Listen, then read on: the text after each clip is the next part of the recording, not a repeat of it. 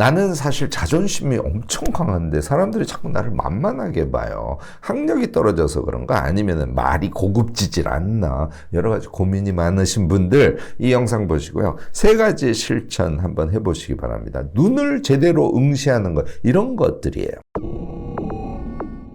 안녕하세요. 무엇이든 3가지로 가르쳐드리는 명지대 교수 김익환입니다. 여러분들은 평상시에 어떠세요? 사람들이 여러분들을 어떻게 대하십니까? 나를 너무 만만하게 봐요. 존경스러운 눈치로 봐요. 이런 여러 가지 케이스들이 있겠죠. 자기가 어떻게 대우를 받는가, 얘를 결정하는 본질적인 요소는 무엇인가, 이렇게 여러분들 생각을 해보셔야 됩니다. 우리가요, 관계를 맺는 것은 우선 제일 좋은 거, 사랑의 관계라는 게 있죠. 또 경쟁 관계가 있을 수 있고요. 또 지배 피지배의 관계가 있을 수 있습니다. 나를 경쟁 상대로 보는 시선을 없애려면요, 여러분들 자꾸 마음을 써주고 도와주고를 반복하시면 돼요. 무슨 얘기냐 하면, 경쟁 관계나 지배 관계로 느끼던 분들도 이렇게 자꾸 마음 써주고 도와주고 하는 걸 반복하지 않습니까? 사랑의 관계로 바뀌는 거예요. 그렇게 되면 나를 우습게 본다든지 나를 억누르려고 한다든지 이런 거 줄어들 수 있겠죠. 근본적으로는 그렇다는 얘기입니다. 자, 나를 지배하려는 의도도 없애고 싶지 않습니까? 그런 사람들 되게 많죠. 나를 막 억누르는 사람들이 있지 않습니까? 이거는 조금 단호한 대응을 저는 권합니다. 지배하려고 하면 그 지배를 거부하세요.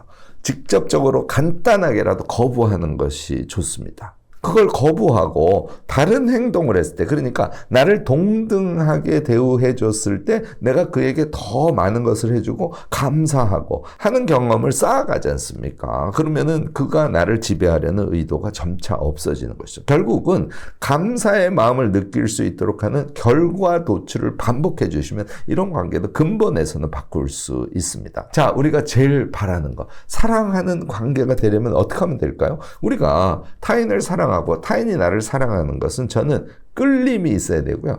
그와 만났을 때 편안한 기쁨이 느껴질 수 있어야 되고, 제일 중요한 거, 상호 성장을 느끼게 해줘야 됩니다. 이런 것을 우리가 근본적으로 신경을 쓰면서 관계를 맺어간다면 우리는 다른 사람에게 위압되거나 또는 다른 사람이 나를 만만하게 보거나 이런 것을 근본에서 해결할 수 있는 거예요. 저는요, 이런 문제를 생각하실 때 여러분들 항상 제가 얘기하는 것처럼 근원적인 문제를 꼭 먼저 생각해 보시기 바랍니다. 자, 지금까지 얘기를 종합하면 이렇죠. 만만하게 보이지 않으려면 어떻게 한다고요? 스스로 매력적이어야 돼요. 말도 매력적으로 하려고 하고, 상대를 또 지켜주고 칭찬해주고, 가끔은 의미 있는 정보나 메시지 같은 것들을 전달해주고, 이렇게 하셔야 되는 것이죠. 거기다가 마음 써주고 공감해주고 도와주고 이런 것을 반복해요. 말도 실제로는 그런 내용을 담아서 말을 해요.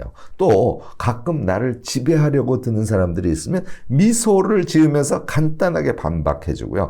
너가 나를 동등하게 이렇게 해주면 서로 높이 평가하고 서로 감사하고 좋은 결과가 도출될 거야 하는 것을 반복적으로 행위해 주는 것이 좋습니다. 이게 제가 근원적인 문제에 접근을 했을 때 여러분들께 드릴 수 있는 하나의 해결책이지 않을까 싶습니다. 자, 이제 좀 더 구체적으로 가볼게요. 만만하게 보이지 않는 대화법 3가지 딱 집어서 말씀을 드리겠습니다. 첫 번째는요, 언어 사용의 3가지를 먼저 하셔야 돼요. 이거 여러분들 적극적으로 꼭 하시기 바랍니다. 칭찬의 말, 공감의 말, 명확한 표현, 요 3가지를 꼭 하셔야 돼요. 다시, 우리가 말을 하면 항상 상대를 칭찬하려고 마음속으로 노력을 해야 됩니다. 그의 말을 듣고 공감의 리액션을 자주 해줄 줄 알아야 되고요. 자신의 의견은 길지는 않되 명확하게 표현할 수 있는 이런 언어 습관을 몸에 착 붙이지 않습니까? 이거는 여러분들을 만만하게 볼 수 없게 만들어줍니다. 우리가 대화를 한다는 거는 말로만 하는 것이 아니라 비언어적으로 하는 거예요. 이걸 비언어적 표현이라고 하는데요. 따라서 두 번째는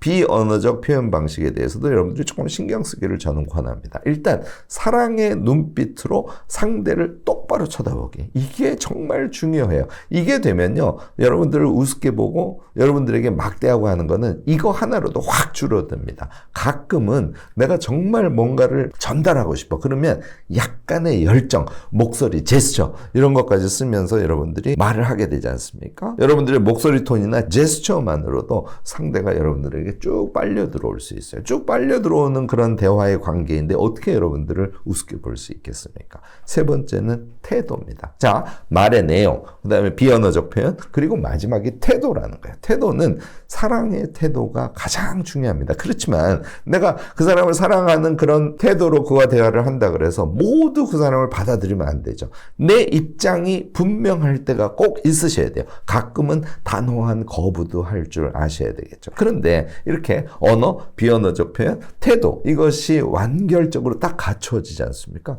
여러분들은 타인에게 무시당하고 이런 일을 훨씬 더 줄일 수 있습니다. 물론요, 가장 중요한 것은 꽉 찬 내용이에요. 그리고 어떤 일을 처리하는 능력, 그러니까 내용도 꽉 차 있고 일도 잘 처리해. 이게 갖춰지면 여러분들은 다른 사람이 여러분들을 무시할 수 있는 여지를 근본에서 없애는 거지 않습니까? 이게 사실 제일 중요하긴 합니다. 이때 제가 꼭 강조하고 싶은 것은요, 학력이나 자기의 과거에 얽매여 있는 사람들이 너무너무 많아요.